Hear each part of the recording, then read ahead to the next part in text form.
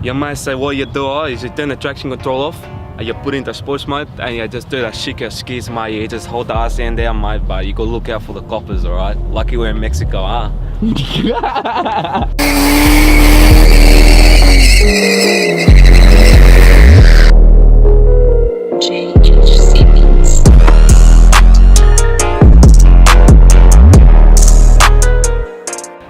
Yo, what up guys? Today I am here with Dylan, my mate Dylan. Yeah mate, fully sick mate, yo man.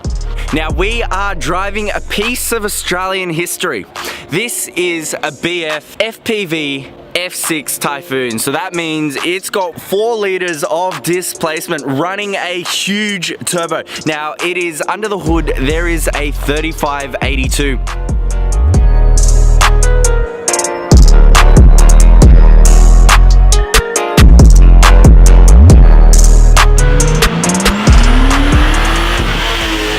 Wow, look at that thing. It is beautiful.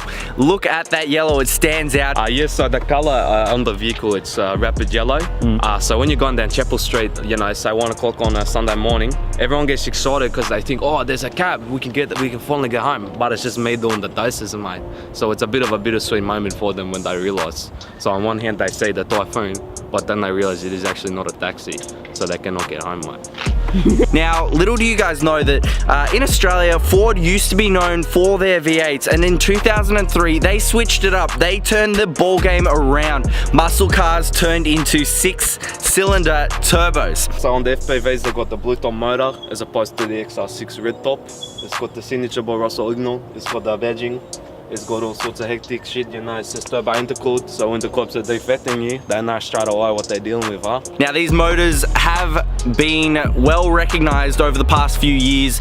This car pushes out a whopping 300 kilowatts at the wheels, and that is because Dylan has done some amazing work to it.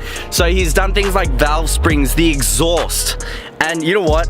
That's all you need to get 300 kilowatts, which is practically like 420 horsepower. So on the standard F6, what you normally have is just like that singular rectangle exhaust tip, but the previous owner has actually put on the quad tips. So what that means is when you've got 4 Ford enthusiasts together, there's 4 ports to put your dick in it.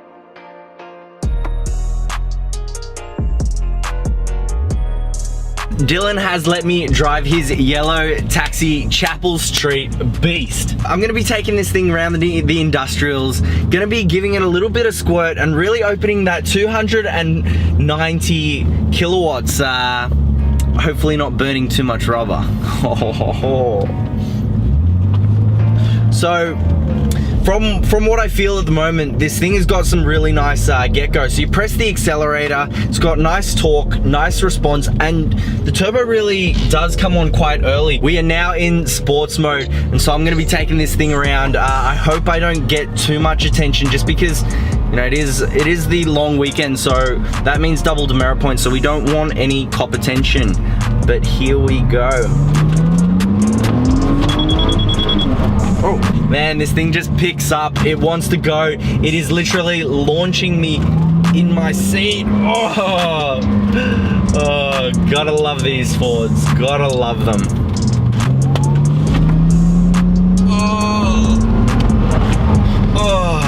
I'm actually loving the torque band. So it's actually got some really long gears, and what that does, it actually helps it stay on the boost curve that you really would like it. So you're always staying in that real great torque, and as you change gears, you're flipping right back into that boost curve again and getting that constant torque that you really want when you are driving a car. Now this is one of the real big benefits about buying an automatic FPV. People don't really see the difference between the manual and the autos because they're always discretionary about you should be driving a manual. But because automatic has come so far, it's actually okay to buy these cars in automatic, as it actually is for the speed, it's for the transmission, you know, how quick it shifts, how much power it's putting on, and that's a huge thing about Australian muscle cars today, and that's why I'm really enjoying driving this Ford. Props to you, Dylan. This is an awesome car. It looks like a taxi as well. It is great.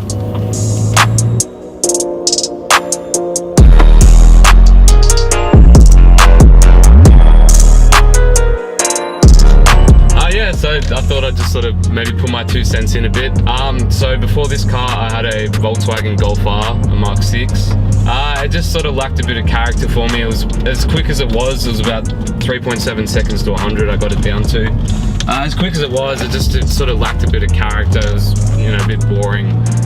Being a 4-cylinder, it just didn't really have a nice sound or anything like that, in my opinion. It had the twin clutch fart gearbox. So anyway, so I got this Ford. The reason actually for getting the automatic was it was the only Ford FPV TYPHOON at the time at a dealership. So I was sort of struggling to sell the Golf. I wanted to trade it in.